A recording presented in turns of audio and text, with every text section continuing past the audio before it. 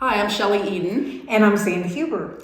And we would like to talk to you about a book that totally changed my perspective on ways to deal with violence. Tough on Crime was something that always resonated with me as something that could be helpful to our society.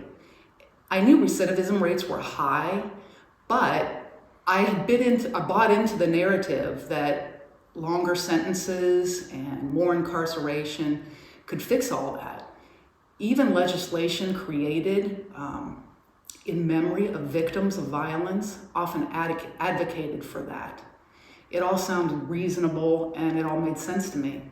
Then I was introduced to Danielle Sered and her book, Until We Reckon. And through it, she systematically tore down those views and in its place offered something so extraordinarily different and arguably revolutionary.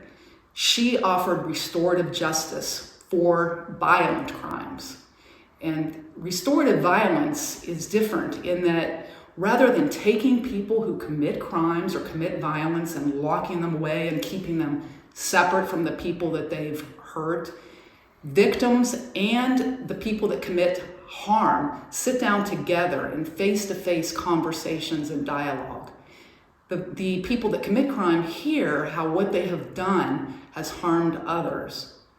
They acknowledge that harm and with the victim work to create the most positive way forward. Yeah, and Danielle Sered calls this doing sorry. So she brings together both what we think of as the victims and the offenders so that they can actually be together, listen to each other, talk together, and both of the parties find healing. So through this, words like hope, wholeness, restoration, relationship, reconciliation, all of those kinds of words come to mind through this process. Yes, and when I think of Jesus, I think of healing, hope, restoration, relationship, wholeness.